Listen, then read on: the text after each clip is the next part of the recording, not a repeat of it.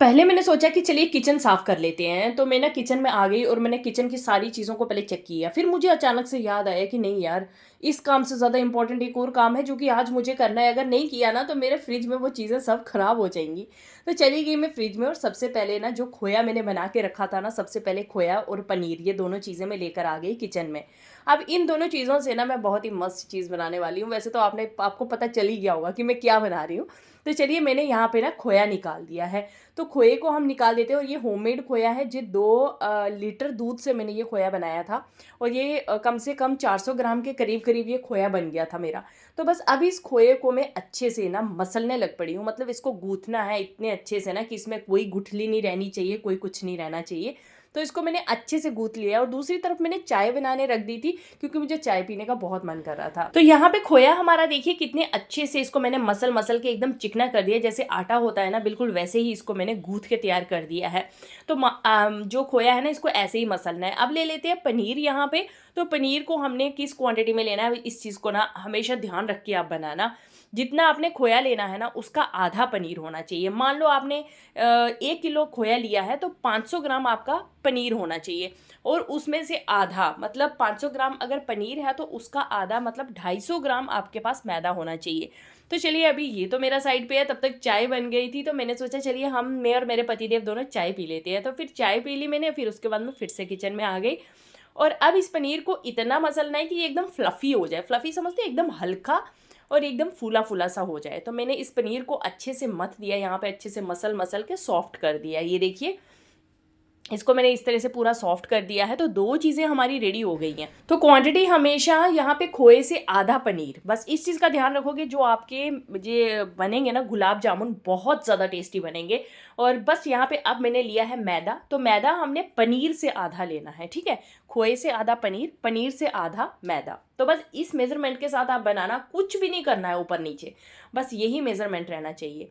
तो कोई एक कटोरी ले लो या कोई भी जैसे मेजरिंग जो आते हैं वो ले लो, किसी भी तरह से मेज़र करके बस तीनों की क्वांटिटी एक दूसरे से आधी-आधी होनी चाहिए, खोए की क्वांटिटी सबसे ज़्यादा। बस अब इन तीनों चीज़ों को हमको मिक्स करना है और अच्छे से ना मसल के एकदम डो तैयार करनी है, ठीक है? तो इसको हम अच्छे से डो तैयार करेंगे। तो पनीर में ना पानी नहीं होना चाहिए, एकदम सख्त वाला पनीर लेना। पानी वाला पनीर लोगे तो ये डो जो है बहुत सॉफ्ट बनेगा, तो इसीलिए जो पनीर लोगे वो थोड़ा सख्त वाला पनीर लेना और उसको अच्छे से गूँथ के एकदम फ्लफ़ी कर देना। तो यहाँ पे देखिए ये पूरा मैंने अच्छे से डो जो है तैयार कर लिया है अपना गुलाब जामुन का। तो अब चलते हैं चाशनी की तरफ। तो यहाँ पे चाशनी बनाएँगे गुलाब जामुन की। यहाँ पे मैंने 1 बाउल ले लिया है, कोई भी बाउल सेलेक्ट कर लो। उसके अकॉर्डिंग 3 बाउल मैंने यहाँ पे डाल दिए हैं चीनी के और 3 ही बाउल हमने पानी के भी डालने हैं। बिल्कुल इक्वल क्वांटिटी होनी चाहिए क्योंकि इसमें हमें तार-वार कुछ नहीं बनाना होता। जस्ट हमको चाशनी बनानी होती है, मतलब एकदम ऑयली-ऑयली होना चाहिए, इस तरह का टेक्सचर होना चाहिए और बाद में ठंडा होने के बाद वैसे भी थोड़ा-सा वो गाढ़ा भी हो जाता है। तो इन दोनों चीज़ों को हम अच्छे से यहाँ पे बॉयल करेंगे जब तक ये अच्छे से बॉयल होता और उस कंसिस्टेंसी में ना आ जाए। तो यहाँ पे ना फिंगर पे लगा के टच करेंगे, एकदम ऑयली-ऑयली सा फ़ील होगा आपको, तो बस वहाँ तक इसको कर लेना है। अब इस चाशनी में इलायची वगैरह आप पाउडर डाल देना थोड़ा-सा और उससे भी टेस्ट काफ़ी अच्छा आता है और आप चाहें तो थोड़ी-सी गुलाब की पंखुड़ियाँ, साथ में ही कुछ केसर के धागे डाल देना यहाँ पे, तो बहुत ही ज़्यादा अच्छा लगता है उससे। तो चलिए अब यहाँ पे मेरी ये चाशनी जो है ये बन के हो चुकी है रेडी और जितना मुझे इसका रखना था टेक्सचर उतना मैंने इसका बना दिया है क्योंकि बस ऑयली सा इसको बनाना होता है, बहुत ज़्यादा थिक नहीं होना चाहिए ये चाशनी। अगर थिक हो जाएगी तो हमारे गुलाब जामुन के अंदर सोक नहीं हो पाएगी। तो बस यहाँ पे अब एक चाशनी हमारी रेडी हो चुकी है, तो चलिए बनाते हैं अभी ये गुलाब जामुन के बॉल्स। तो इसको बस हमने छोटे-छोटे पीसेस लेते जाना है, किसी भी तरह से आप मेज़र करके किसी स्पून से या अपने हाथों से ही आप अगर एक अंदाज़े के साथ कर सकते हैं तो वैसे भी ले सकते हैं। मैं तो अंदाज़े के साथ ही बनाती हूँ और ऑलमोस्ट सारे इक्वली बनते हैं मेरे। तो चलिए अभी ये एक-एक करके सारे यहाँ पे हम बॉल्स बना देंगे, जो हमारा ये गुलाब जामुन का डो है इसके सारे बॉल्स बना देंगे। तो देखिए कितना चिकना है ना, कहीं से कोई क्रैक नहीं दिखेगा, कहीं से कुछ नहीं दिखेगा। वो इसलिए क्योंकि आपको इसको गूँथना बहुत अच्छे से है, एकदम अच्छे से मसल के। अब ले लेते हैं दूसरी कढ़ाई में तेल। वैसे गुलाब जामुन बनाने में ना लोगों को लगता है बहुत ज़्यादा टफ़ है, लेकिन गुलाब जामुन बनाना बहुत ज़्यादा आसान है। कभी मुझे भी लगता था कि गुलाब जामुन बनाना बहुत मुश्किल है, बट अब मैं ना झटपट से गुलाब जामुन बना के रेडी कर लेती हूँ। बस मेरे पास ये इंग्रेडिएंट होने चाहिए घर पे बस। 3 ही इंग्रेडिएंट चाहिए होते हैं इसके लिए और 1 चीनी चाहिए होती है चाशनी के लिए बस। तो बस यहाँ पे जितने भी हमारे गुलाब जामुन हैं सबको हम डाल देंगे तेल में, और तेल यहाँ पे मीडियम गर्म होना चाहिए, बहुत ज़्यादा गर्म नहीं होना चाहिए और बहुत ठंडा भी नहीं होना चाहिए, मतलब मीडियम टाइप का गर्म होना चाहिए। और उसके बाद हमने फ्लेम को लो रखना है, क्योंकि इसको धीरे धीरे पकने देना है। और ये जो गुलाब जामुन इस तरह से अगर आप बनाओगे तो ये फूल जाते हैं, इनका साइज़ बड़ा हो जाता है, तो इसलिए इनका साइज़ थोड़ा छोटा ही बनाना है। जब आप बॉल्स बनाओगे तो जब इनको हम फ्राई करेंगे तो इनके साइज़ अपने आप फूल के बड़े हो जाते हैं। तो बस यहाँ पे इनको फ्राई करेंगे और हल्का हल्का सा पहले ना अपने पैन को ही शेक करेंगे हम। किसी भी कड़छी के साथ या किसी भी के साथ भी इसको हिलाएंगे नहीं, बस जस्ट पैन को हिलाते जाएंगे, ये अपने आप ही ऊपर नीचे होते जाएंगे, तो इनका कलर चेंज होता जाएगा। तो फ्लेम यहाँ पे आपने लो ही रखना है, बिल्कुल भी बढ़ाना नहीं है। तो देखते ही देखते आपके गुलाब जामुन के कलर इतने अच्छे से चेंज होते जाएंगे ना कि बहुत ही देखने में इतने सुंदर लगने लगेंगे ना कि आपको खुद ही देख के ही बहुत अच्छा लगने लगेगा। तो बस यहाँ पे देखिए पूरे गुलाब जामुन हमारे जो हैं ये फ्राई हो रहे हैं, हल्के हल्के से इनके कलर चेंज होते जा रहे हैं। और बस अब हम क्या करेंगे कि यहाँ पे फ्लेम को बढ़ा देंगे। जब इस स्टेज तक पहुँच जाएंगे ना तो फ्लेम को बढ़ाएंगे ताकि हमारे गुलाब जामुन का कलर चेंज हो जाए। तो एक तो फ्लेम हाई करने से कलर अच्छा आ जाएगा, और दूसरा ये है कि गुलाब जामुन में से जितना भी ऑयल है ना वो पूरा निकल जाएगा जब हम फ्लेम हाई करेंगे। तो बस जैसे ही ये दो काम हो जाएंगे तो फिर उसके बाद हम गुलाब जामुन को निकालते जाएंगे और चाशनी में डालते जाएंगे। अब जितने भी गुलाब जामुन हमारे बनेंगे सबको एक एक करके हम चाशनी में डालते जाएंगे।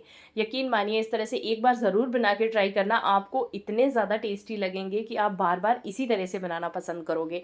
वैसे तो गुलाब जामुन बहुत तरह से आजकल लोग बनाते हैं, लेकिन दिस प्रोसेस इज़ बेस्ट, आप एक बार ज़रूर ट्राई करना इस तरह से। वैसे मैक्सिमम लोग बनाते भी हैं इसी तरह से, लेकिन मैंने सोचा चलिए आपके साथ शेयर कर दिया जाए। तो यहाँ पे बाकी के जितने भी हैं जो है मैंने सारे बॉल्स बनाती जा रही हूँ और फ्राई करती जा रही हूँ।